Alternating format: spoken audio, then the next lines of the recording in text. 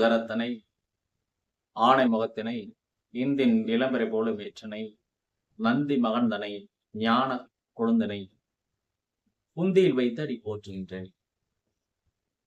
தென்னாடுடைய சிவனை போற்றி என் நாட்டவருக்கும் இறைவா போற்று.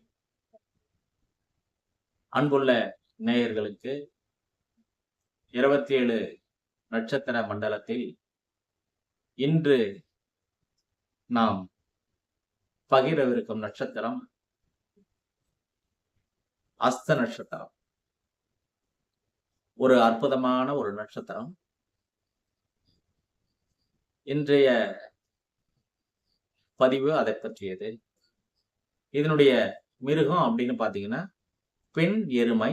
இதனுடைய பட்சி பருந்து. இதனுடைய விருட்சம் ஆத்தி மரம். இதனுடைய அதிதேவதை என்று சொல்லக்கூடியது சூரியன், விஸ்வகர்மா. இவங்கெல்லாம் அதுக்கு அதிதேவதையா வரும். இப்ப இந்த ஆற்றலை அதிகமாக கொண்டவர்கள் இந்த அஸ்த நட்சத்திர நேயர்கள் அப்படின்னு சொல்லுவாங்க. சரி, இதனுடைய இருப்பிடங்கள் அல்லது வியாபித்திருக்கும் இடங்கள் அப்படின்னு எதுன்னு பாத்தீங்க அப்படின்னா நெற்கதிர், கொல்லம், மலையாளி, புறம்போக்கு, கொள்ளைப்புறம், சோளத்தட்டு, எருமை, சீதாவினுடைய மகன், பந்தளம், வளைகாப்பு, மல்யுத்தம், உள்ளங்கை ரேகை, இணைந்த கைகள், ரப்பர் ஸ்டாம்பு, இதெல்லாம் இதுக்காக சொல்லப்படுகின்ற ஒரு காரத்துவ அமைப்பு. லங்கோடு அப்படின்லாம் சொல்லப்படுது. அப்ப என்ன அப்படின்னா அது ஒரு ஆடை. அது சன்னியாசிகள் கட்டக்கூடிய ஒரு அமைப்பு. இப்ப சீதாவினுடைய மகன் அப்படின்னு சொல்லப்படுது. அந்த ஹிஸ்டரிக்குள்ள எல்லாம் போனோம்னா பதிவு ரொம்ப லென்த்தா போயிடும். அஸ்தம் அப்படின்னா ஒரு பொருள் நமக்கு தொலைஞ்சு போயிடுச்சு, அது கிடைக்குமா கிடைக்காதா அப்படின்னா உதயமோ ஆருடமோ அஸ்த நட்சத்திரத்துல போச்சு அப்படின்னா போனது நம்மளுக்கு திருப்பி வந்துடும் அப்படின்னு அமையும். இந்த தறியில ஓடுற நாடா இருக்குல்ல, அது போய் போய் திருப்பி திருப்பி வரும். அப்ப தறி சார்ந்த துறையும் இந்த அதனுடைய அம்சங்களும் இந்த அஸ்த நட்சத்திரத்துக்கு சொல்லலாம். அடுத்தது இந்த போர்வெல்ல அந்த ராடு போயிட்டு போயிட்டு மேலே கீழே வரும். இப்ப அதுவும் ஒரு போனது திருப்பி வருது அப்படின்னா அது அஸ்த நட்சத்திரனுடைய அமைப்பை சொல்லக்கூடிய ஒரு அமைப்பு. அந்த அடிப்படையில இந்த நட்சத்திரத்தினுடைய அன்பர்களுடைய குணாதிசயங்கள், பொது பண்புகள் அப்படிங்கிற வரிசையில சில விஷயங்களை நாம பார்ப்போம். இவங்க மொத்தத்துல அதிகமா பேச மாட்டாங்க. பார்க்கறதுக்கு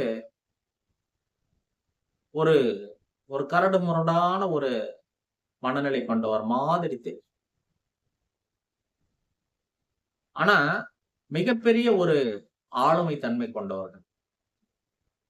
ஏன்னா இது என்ன நட்சத்திரம் அப்படின்னு பாத்தீங்கன்னா சந்திரனுடைய நட்சத்திரம். இது இருக்கக்கூடியது புதனுடைய வீட்டில். அந்த அமைப்புல பார்க்கும் பொழுது சந்திரனுக்கு புதன் விரோதி அல்ல.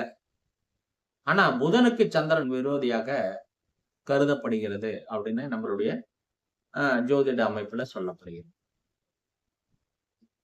அது மட்டும் இல்லாம இந்த அஸ்த நட்சத்திரம் சூரியன் பிறந்த நட்சத்திரமாக நம்ம முன்னைய பதிவிலேயே சொல்லியிருக்கோம். அது அதனுடைய கர்ம பதிவு கொண்டதாக சொல்லப்பட்டிருக்கு. அப்ப இவங்க கிட்ட என்ன இருக்கும்? முதல்ல கொஞ்சம் கர்மம் இருக்கும். அதே சமயத்துல கண்டிப்பா இவங்களுக்கு அரசு, அரசாங்கம், அரசியல், ஆளுமை தன்மை இதெல்லாம் இவங்க கிட்ட இருக்கிறதுக்கான வாய்ப்புகள் உண்டு. மேலும் இவங்க கிட்ட ஒரு மிகப்பெரிய ஒரு குணாதிசயம் என்ன அப்படின்னா, யாரையும் ஜெயிச்சிடலாம். இது ஒண்ணும் பெரிய விஷயம் இல்ல அப்படின்னு ஒரு முழு நம்பிக்கை கொள்ளக்கூடிய ஒரு ஆற்றலை கொண்ட நட்சத்திரம் இந்த அஸ்த நட்சத்திரம். அப்ப மனம் வந்து தெளிவா புத்திசாலித்தனத்தை மையப்படுத்தி செயல்படக்கூடிய ஒரு நட்சத்திரமாக இந்த அஸ்த நட்சத்திரம் உள்ளது. அடுத்தது கொஞ்சம் முரண்டு பிடிக்கக்கூடிய ஒரு அன்பர்களாகவும், பிடிவாதம் பிடிக்கக்கூடிய அன்பர்களாகவும் இந்த அஸ்த நட்சத்திர நேயர்கள் கண்டிப்பாக இருப்பார்கள். அதே சமயத்துல பாத்தீங்க அப்படின்னா, இவங்க மிகவும் எச்சரிக்கை குணம் கொண்டவர்களாகவும் இருப்பார்கள். எதையும் அவங்க கிட்ட இருந்து லேசுல வாங்கிட முடியாது. ரொம்பவும் சேஃப்டி உள்ள பர்சனாக இருக்கக்கூடிய ஒரு அன்பர்கள் இந்த அஸ்த நட்சத்திர அன்பர்கள். இவங்களுடைய பிறப்பு அப்படின்னு பாத்தீங்கன்னா, ஒரு எப்பயுமே வந்து இந்த பிறப்பினுடைய ரகசியம் அப்படின்னு சொல்லும்போது, அதுக்குள்ள இவங்களுடைய வாழ்க்கை கண்டிப்பா இவங்க அதில் ஒரு மர்மம் இருக்கிறதாக வரலாறு சொல்லப்படுகிறது. இவங்களுடைய வாழ்க்கை முறையில குலம், கோத்திரம் அப்படிங்கிற அமைப்புல ஏதாவது ஒரு வித்தியாசத்த எங்க வாழ்க்கையில கண்டிப்பா நம்மளால உணர முடியும் அப்படின்னு சொல்லப்படுகிறது. மேலும் இந்த நட்சத்திர அன்பர்களுக்கு தத்து கொடுப்பது, தத்து எடுப்பது போன்ற அமைப்புகள்லாம் இவங்க உறவுகள்ல அல்லது இவங்க குடும்பத்துல நடந்திருக்க வாய்ப்புகள் உண்டு. இப்ப இந்த நட்சத்திர நேயர்களே வந்து மேக்சிமம் வந்து தத்து போகலாம். அல்லது இவங்களுடைய தம்பியோ, அண்ணனோ தத்து போகக்கூடிய ஒரு அமைப்பா இருக்கலாம். அல்லது இவங்களுடைய தாய் தந்தையே வந்து தத்து கொடுத்து வாங்கியிருக்கக்கூடிய ஒரு அமைப்பு இருக்கும். அப்ப இவங்க குடும்ப உறவுகள்ல ஒன்றை குடுத்து ஒன்றை வாங்குவது அப்படிங்கிறது இருக்கும். தத்து குடுத்தல் அப்படிங்கிறது இருக்கும். அது ஒரு குடும்ப பாரம்பரியமான ஒரு அமைப்பா கூட இவங்களுக்கு இருக்கலாம். ஒரு சில நேரத்துல வந்து ஒரு சூழ்நிலை காரணமாக தாய், தந்தை இவர்கள் எல்லாமே வந்து அ ஒரே இடத்துல இல்லாம தனித்தனியா பிரிஞ்சு வாழக்கூடிய ஒரு வாழ்க்கை முறைய கூட இருக்கலாம். அதாவது எப்படி அப்படின்னா, அப்பா ஒரு பக்கம் வேலையில இருக்காங்க, அம்மா ஒரு பக்கம் வேலையில இருக்காங்க. அதனால வந்து குழந்தைகளை வந்து வளர்க்கக்கூடிய ஒரு சூழ்நிலை சரியான ஒரு அமைப்பில இல்லாதனால, அந்த குழந்தைகளை வந்து ஹாஸ்டல்ல கொண்டு விடுதிகள்ல கொண்டு விடுவதற்கான வாய்ப்புகள் இருக்கு. அப்படி இந்த மாரி ஒரு குடும்ப சூழ்நிலை உருவாகக்கூடிய அமைப்பு இந்த அஸ்த நட்சத்திர நேயர்களுக்கு நடக்கும் ஒரு நிகழ்வாக இருக்கலாம். அல்லது வந்து சின்ன வயசுல வந்து சித்தப்பா, பெரியப்பா வீட்ல, தாத்தா, பாட்டி வீட்ல வளரக்கூடிய ஒரு அமைப்பும் இந்த நட்சத்திர நேயர்களுக்கு உண்டாகும். அதே போல வந்து உறவுகளை இணைக்கக்கூடிய ஒரு அமைப்பு பார்த்தீங்கன்னா, இந்த அ அஸ்த நட்சத்திரத்துக்கு அன்பர்களுக்கு கண்டிப்பாக உண்டு. இப்ப இவங்க இந்த நம்ம வந்து பொதுவா வந்து இந்த அ ஒரு குடும்பம் பிரிஞ்சு போயிருக்கு அப்படின்னா, ஒரு உறவு பிரிஞ்சு போயிருக்கு அப்படின்னா, ஒரு நட்பு பிரிஞ்சு போயிருக்கு அப்படின்னா, இந்த அஸ்த நட்சத்திரத்துல நம்ப அவங்கள எல்லாமே ஒண்ணா சேர்த்து வச்சு ஒரு ஆலமரத்தடியில பேசுனாங்களா அப்படின்னா, அல்லது ஒரு மக நட்சத்திர அன்பர்களா இருந்து பேசுனாங்க அப்படின்னா, கண்டிப்பா வந்து இவங்களுக்கெல்லாம் அது எல்லாமே அந்த உறவுகள் கை சேரக்கூடிய ஒரு ஒண்ணு சேரக்கூடிய ஒரு அமைப்பு இருக்கக்கூடிய ஒரு சூழ்நிலை உருவாகும். அப்ப இந்த அஸ்த நட்சத்திரம் அவ்வளவு பெரிய ஒரு நல்ல நட்சத்திரம். இவங்களே வந்து இந்த அஸ்த நட்சத்திர அன்பர்களே வந்து திருமண புரோக்கர்கள்லாம் இருக்காங்க இல்லையா? மேரேஜ் அசெம்பிளர்ன்னு சொல்லக்கூடிய மீடியேட்டர்லாம் இருக்காங்கல்ல. அவங்கலாம் இந்த தொழில் செஞ்சாங்க அப்படின்னா, இவங்களுக்கு ஒரு நல்ல பலனை தரும் அப்படின்னு நம்ம இதுக்கான பொது பலனை நம்ம சொல்லியிருக்கோம். அடுத்தது இதனுடைய தெய்வங்கள் அப்படின்னு பார்க்கும்போது நம்ம 2 தெய்வத்த பேசணும். சூரியன் வந்து விஸ்வகர்மா அப்படின்னு சொல்லுவோம். அந்த 2 பேர்களும் மிகப்பெரிய ஒரு சக்தி கொண்டவர்கள் தான். அதுல நமக்கு எந்த மாற்று கருத்தும் இல்ல. இப்ப சூரியன்னா வந்து எதையும் வந்து எதிர்பார்க்காத ஒரு அமைப்பு கொண்டது. யார்கிட்டயும் எதையும் எதிர்பார்க்காது. தன்னுடைய வேலைகளை அது பாட்டுக்கு ரொட்டீனா செய்யக்கூடிய ஒரு அமைப்பு. அப்ப இவங்க கிட்ட வந்து என்ன இருக்கான்? யாரையும் எதிர்பார்க்க மாட்டாங்க. அப்படின்னா என்ன அர்த்தம்? இவங்க வந்து கொஞ்சம் நியாய நேர்மையாக இருப்பார்கள். லஞ்ச லாவணியம்லாம் இவங்க கிட்ட இருக்காது. இவங்க கிட்ட வந்து நம்பிக்கையோட இவங்க எந்த ஒரு செயலையும் செய்யக்கூடியவர்கள் அப்படின்னு தெரிஞ்சுக்கலாம். இன்னொன்னு பார்த்தீங்க அப்படின்னா, அ விஸ்வகர்மா அப்படின்னு பார்த்தீங்கன்னா, அவங்க வந்து கட்டடங்கள் கட்டுவது, ஒரு இடத்தை வந்து நிர்மாணிக்கக்கூடியது, எந்த துறையா இருந்தாலும், அ அந்த துறை சார்ந்த விஷயத்துல அவங்க வந்து ஒரு எக்ஸிக்யூட்டிவா இருப்பாங்க. முன்னோடியா இருந்து செயல்படுத்தக்கூடிய ஒரு பிளானிங் இவங்ககிட்ட கண்டிப்பா இருக்கும். அந்த பிளானிங் சிஸ்டம் ரொம்ப தீர்க்கமா இருக்கும். ம் அந்த மாரி ஒரு அமைப்புல இவங்க செயல்படக்கூடிய ஒரு நிலைமை உருவாகும்.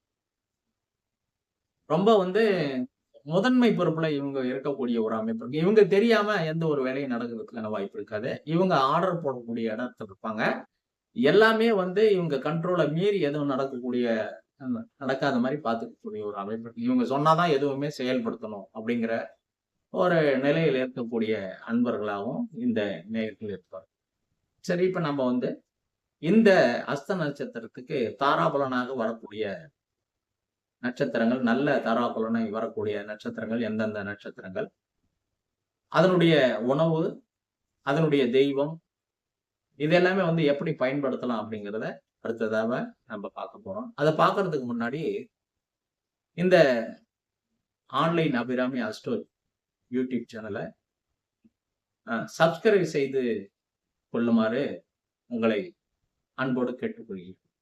ஏன் அப்படின்னா, இந்த சேனல்ல நவசித்தி ஜோதிட குழு அப்படின்னு மாதா மாதம் வந்து ஜோதிட கருத்தரங்குகள் நடைபெற்றுக் கொண்டிருக்கிறது. வரும் நாட்களில் வந்து மிகப்பெரிய ஜாம்பவான்கள்லாம் அந்த ஜோதிட கருத்தரங்கள்ல பேசுவார்கள். அத வந்து இந்த ஆன்லைன் அபிராமி ஆஸ்ட்ரோ யூடியூப் சேனல்ல நேரலையாகவும், அவர்களது வீடியோக்களை தனித்தனியாக எடுத்து பதிவிட உள்ளோம். எனவே வந்து உங்களுக்கு மேலும் மேலும் நல்ல செய்திகள் உங்களுக்கு கிடைக்கும். பயனுள்ள செய்திகள் கிடைக்கும்.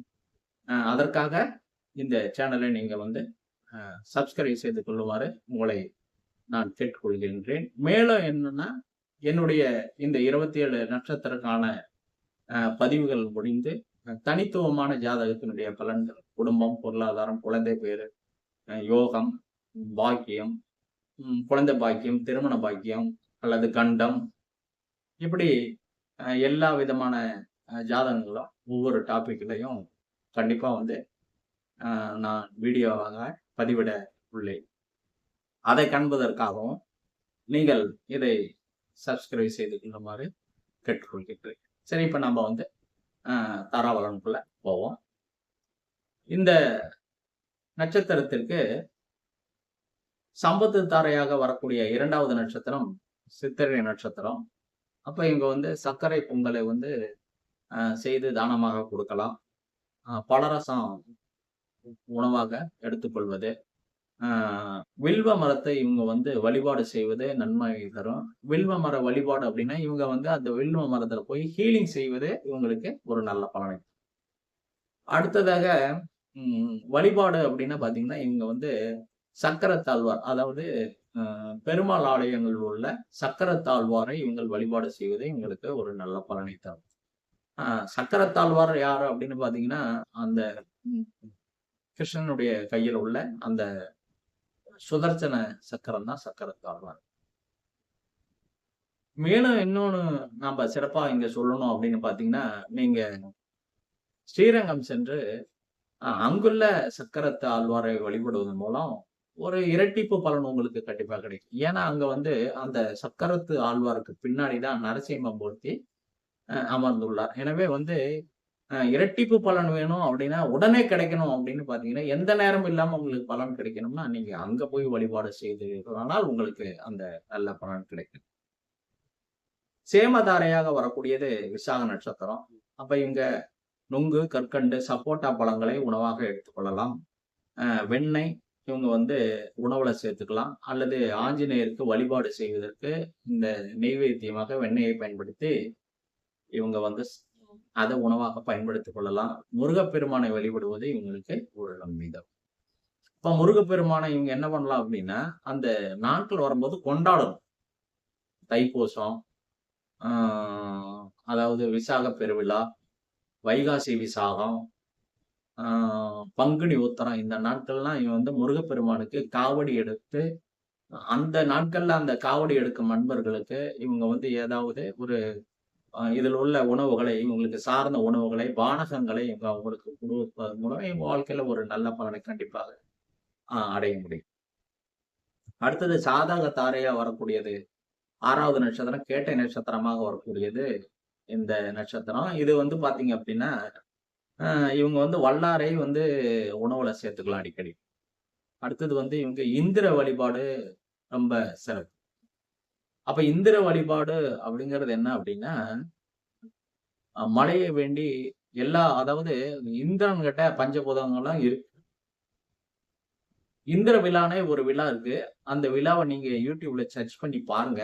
அந்த விழா எப்ப கொண்டாடப்படுகிறதுன்னு நீங்க பார்த்து, அந்த நாள நீங்க வீட்ல ஒரு விசேஷமாக கொண்டாடுவது உங்களுக்கு ஒரு நன்மையான பலனை தரும். அடுத்ததாக மைத்ரேய தாரை என்று சொல்லக்கூடியது 8வது நட்சத்திரமாக வரக்கூடியது, அப்ப பூராட நட்சத்திரம். அப்ப பூராட நட்சத்திரம் இவங்களுக்கு 8வது நட்சத்திரமா வர்றதுனால, இவங்க என்ன பண்ணலாம்?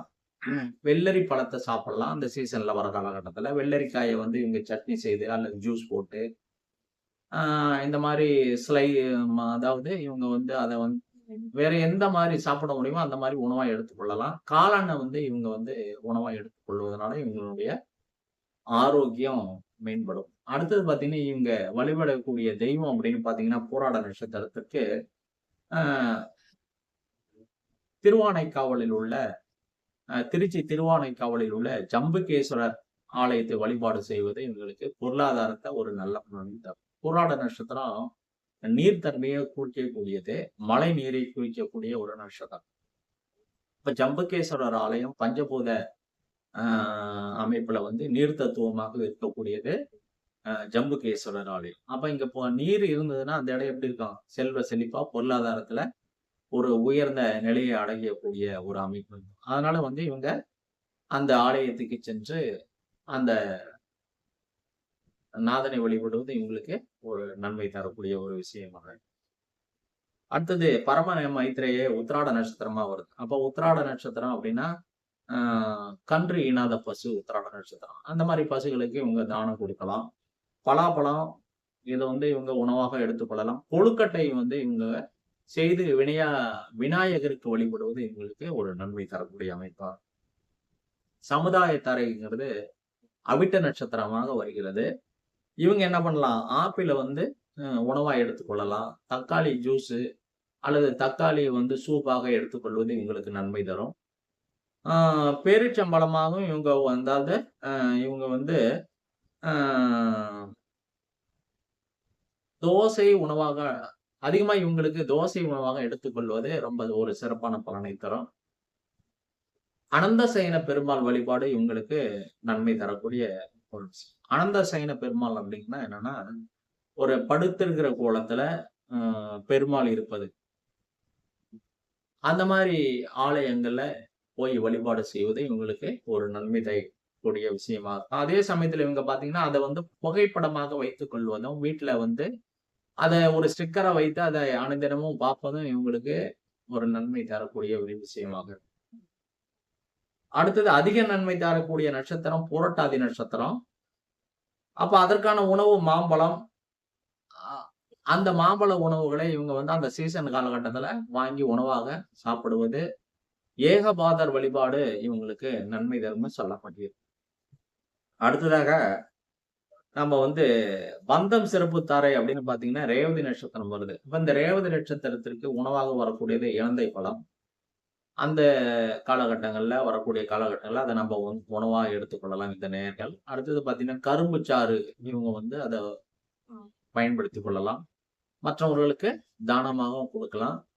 அதேபோல பார்த்தீங்கன்னா, அ ஆலயங்கள்ல உள்ள யானைகளுக்கு வந்து பெண் யானைகளுக்கு இவங்க என்ன பண்ணலாம் அப்டின்னா, கரும்பு வாங்கி குடுக்கலாம். அல்லது வாழைப்பழம் இவங்க வந்து ஏதாவது உணவு வாங்கி குடுப்பது இவங்களுக்கு ஒரு நன்மை பயக்கும். அல்லது இன்னொன்னு பார்த்தீங்கன்னா, அந்த யானை கூட நின்னு இவங்க ஒரு ஃபோட்டோ எடுத்துக்கிட்டு, அந்த ஃபோட்டோவ அடிக்கடி பார்ப்பது. அல்லது அதை ஃப்ரேம் பண்ணி வீட்ல மாட்டி வைப்பது இவங்களுக்கு நன்மை பயக்கக்கூடிய ஒரு விஷயமாக இருக்கு. அடுத்தது நன்மைதாரை 17வது நட்சத்திரம் வரக்கூடியது பரணி நட்சத்திரமா வருது. அப்ப இவங்க வந்து நெல்லிக்காய், அப்பம் இதெல்லாம் வந்து உணவா எடுத்துக்கலாம். ஆ துர்க்கை, காளி வழிபாடு இவங்களுக்கு நன்மை தரும்.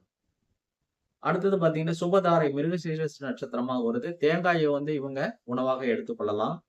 ஆ கருங்காலி மரத்துல செய்யப்பட்ட அந்த மாலையை இவங்க வந்து பயன்படுத்திக் கொள்வது நன்மை தரும். அடுத்தது அதற்கான தெய்வம் அப்படின்னு பார்த்தீங்கன்னா, சிவபெருமானை வழிபடுவது நன்மை தரும். அடுத்தது பிரபல்ய யோகத்தாரை அப்படின்னு பார்த்தீங்கன்னா, ஆயில்ய நட்சத்திரம். அப்ப முருங்கைக்கீரையை வந்து இவங்க உணவா எடுத்துக்கொள்வது நன்மை தரும். புன்னை மரத்தினுடைய எண்ணெயை வந்து அந்த புங்க எண்ணெய்ன்னு சொல்லுவாங்க. அத வீட்ல தீபமா ஏத்தலாம். மாசத்துல ஒரு 2 டைம், 3 டைம் ஏத்தலாம். ஆலயத்துக்கு அந்த எண்ணெயை வாங்கி கொடுப்பது நன்மை தரும். ஆதிசேஷனுடைய வழிபாடு இவங்களுக்கு நன்மை தரும். அபிஷேக தாரை என்று சொல்லக்கூடியது உத்திர நட்சத்திரமாக வருது. அப்ப அந்த உத்திர நட்சத்திரத்துக்கான உணவு வந்து மாதுளை வந்து இவங்க உணவாக எடுத்துக்கொள்ளலாம். மகாலட்சுமி வழிபாடு மிகவும் சிறப்பான ஒரு அமைப்பை தரும்.